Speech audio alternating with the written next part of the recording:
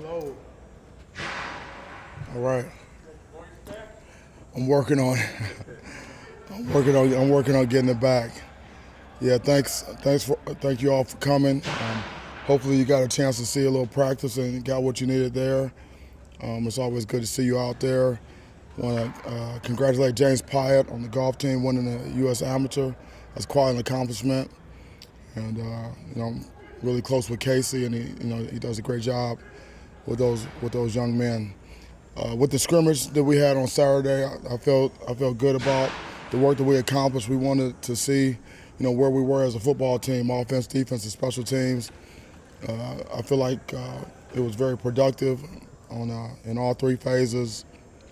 We've got a lot of work to do, but I have seen some improvement with our team. With each time out here in practice, and so we have some things that we need to work on, obviously.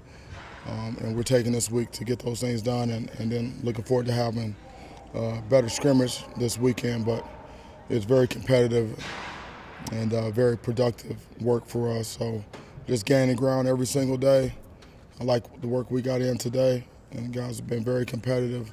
We've been more consistent the past 3 or 4 practices with our effort, our toughness, mental and physical, and then knowing what to do.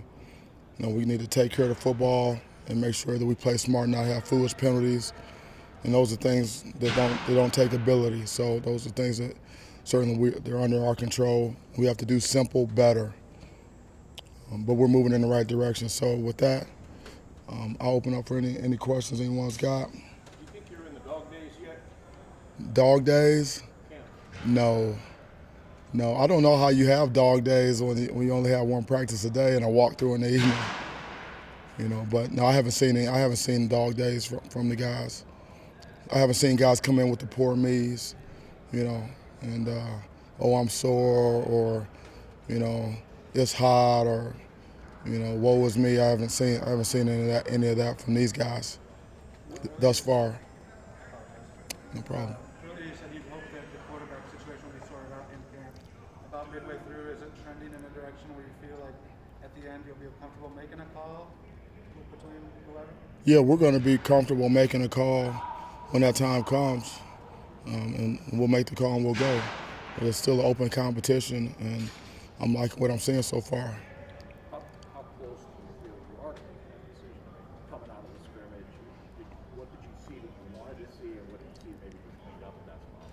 Yeah, well, we saw what we needed to see. It was a mixed bag, but both guys are competing. All the guys are competing. I like what Noah Kim's doing out there. I like the way Hamp Faye's coming along. And, at some point we'll make a decision. We don't need to make that decision right now. We're just working to get better. Let me ask it this way. You think there's a chance we won't know until they run out of the tunnel Friday, or do you want to know on game day Tuesday, We'll have to see. When you say, when do you want to know? Now. Can't give it to you now. There's Coach Johnson walking over here. You might better get him to tell you when. Necessarily be the Monday of game week. It may go down to the last wire. Right? I'm not sure when it's going to happen right now, but we will have a starter and go out there. Who are some people that stood out to you at the scrimmage that you can sort of name that made it taking a step forward? Yeah, I mean, obviously, Kendall Walker, he stands out. I really like what Harold Joyner did in the scrimmage. He was able to get his pass down and run with some authority. He's got excellent ball skills, out of the backfield. Connor Haywood has done a real nice job, out there. And, we were able to get some surge on our offensive line and get our pass down and move the pile a little bit. So, obviously Speedy and Jay Reed, are standout players out there. They're difference makers, and Keon made a play out there for us, a couple plays, and defensively, I like what Tank Brown did. Off the edge, he gives us some juice off the edge. And he was solid in the run game as well. Q Crouch showed up. Was playing fast, playing physical. That was good to see. So, we got guys that are stepping up, getting better, making plays out there, and we need. I told them, I said, you guys want the good news or the bad news? This was Monday, Monday morning team meeting. You want the good news or the bad news? And they said we want the good news. I said, well, I'm going to give you the bad news, and but we need more extreme effort from more guys, and we need better technique and fundamentals from more guys. We need to be more physical on a consistent basis with more guys, and we need more guys that know what to do. We need to build depth in our offense, defense, and special teams. The good news is, I feel like we have enough good players out there to be able to do what we need to do. You talked about you got to do the simple things better. Yes. What does that entail? Well, for example, technique and fundamentals, pad level, hand placement, footwork, eye discipline, things like that. Blocking, tackling, communication. So Well, it takes everything. It takes what it takes. You got to be able to put it all together on a consistent basis, and you have to do it in practice. And the faster you work in practice, the more sense of urgency, attention to detail, all those things, the discipline to do your job, every single rep, play in and play out, series in and series out, sustain from the beginning all the way to the end, start fast, finish strong, and do that on a day-to-day basis. That's how you grow. That's how you get better. You have to. We talk about straining, straining your gut, and how is that? How you gonna get better if you don't strain? How you gonna get better if you don't put more weight on the bar? How you gonna get stronger? So that's what we're working to do, and guys are buying into it. We also talk about being a coach-led team versus a player-led team. So the last couple of practices, I'm seeing guys stepping up, coaching each other. So it's just not all the coaches. Everyone knows what the expectations are and what the standards are. So don't be afraid to speak up, and help somebody out. Coach them up, coach up your teammates. And so we're starting to get more of that, holding each other accountable, which is a great sign, for a football team. How much did the scrimmage go to start making you figure out that run target depth chart? You talked about that being key moving forward. How much did I see in the scrimmage in terms of To establish that depth chart. Yeah, I saw quite a bit, and we moved the rep chart. It's fluid. We make changes on a daily basis or even within practice. With that, it's too early to tell. Who are going to be the starters and who are going to be the next guys up. It's really too early to tell. Because we still got a long ways to go, and we're competing. And the tape, whatever you put on tape is that's all we know. You gotta show it, and then we can evaluate that, and then how you stack up to other guys at your position. So it's just a work in progress. It's a perpetual grind, is what it is actually. Mel, you talk about more guys, needing more guys. How many guys do you want carrying the football? We've seen all different systems with workhorses, 2 guys, change of pace, a real rotation. You got 4 guys here that want to play. Yeah, well, I want them all to play. So we're gonna play the best guys. I've been places where guys were rotating 3 or 4 backs, and they were all good players. It puts a lot of pressure on the defense. I've coordinated and coached against teams in the National Football League and in college that had multiple backs. They were always fresh. They could put a lot of pressure on the defense. And so, we want to be able to play as many guys as you can.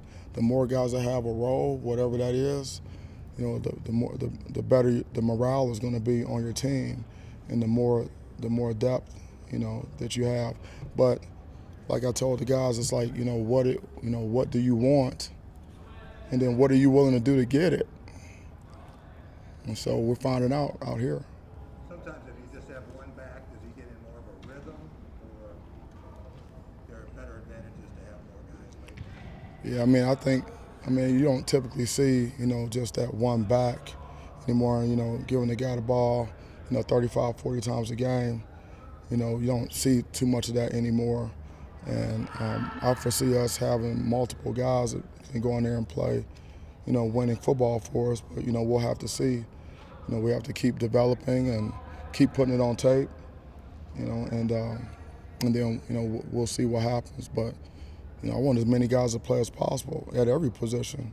And I want competition at each position. I want guys to know that, this is a production game, And so if you produce and you earn the right to play, then you should be, we're going to find a way to get you in the game and play you and have a role. And whatever your role is significant, whatever it is.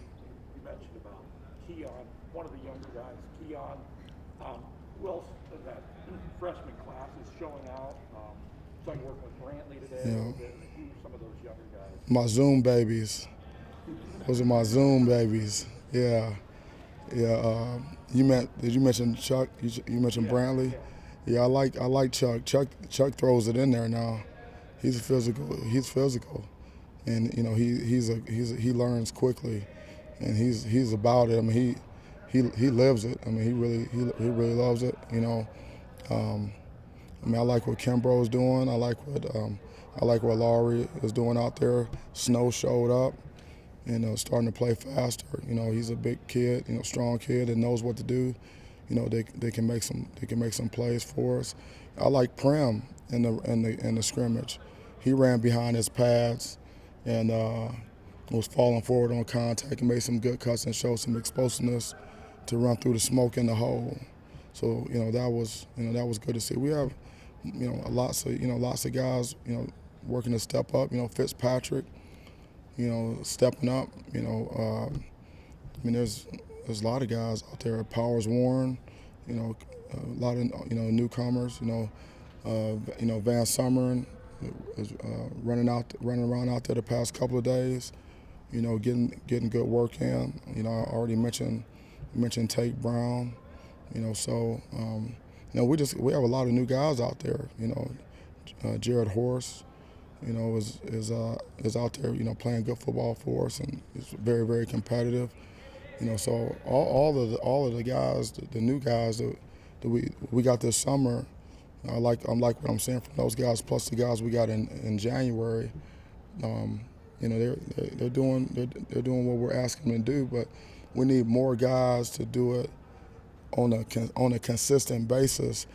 I mean, listen, the extreme effort that's needed, that takes no ability, so that's non-negotiable. So, I mean, we're really drilling down hard on effort. We want to see guys straining. We want to see guys running to the ball with upper body violence. That takes no ability. Bending, playing with great pad level, starting in your ankle joint, knees and hips with a flat back. I mean, that takes no ability. Just get down there and bend and get up underneath the guy's pads. I mean, it doesn't take any ability to get your hands inside and have tight hands. And strike a guy with some pad level and some hand placement. It doesn't take any ability to know what to do. So you can execute. Those are that's what it comes down to. I mean, if we can turn on the tape and see, we got 11 guys playing hard. We turn on tape, it's going against each other. We got 22 guys playing hard as hell. Every snap playing physical, running to the ball, playing smart football. Then we'll have a chance. I mean, we need to be a hard charging, hard playing, rugged football team that you're going to see those things from the team. That's what I want to see when I turn on the tape. And if it doesn't look like that on the tape, then we got to figure out a way to capture these guys' minds and get it there. And that's coaching. Pardon me? How has your experience as a defensive coordinator shaped your offensive philosophy? My experience as a defense, yeah. I know what puts pressure on defenses. Offensively, you want to be able to run the ball on your terms. Defensively, if you can't stop the run, then you're in big trouble. You need to be able to protect the quarterback. on offense and make sure he has a clean pocket, make sure the run game matches up with the pass game, especially with the run and the play action game. Because you make a lot of money as a defensive coordinator if you can get to the quarterback. You need to be able to take care of the football on offense. Possess the ball. Have a lot of first downs. Control the field position and things like that. And on defense, the name of the game is stop them and take the ball away and score, set up a score, get the ball back to the offense. On offense you want to make big plays. You can't go every single series, 8, 9, 10, 11 play drives. It's hard to do that. Every 7 plays, the offense is going to make a mistake on average.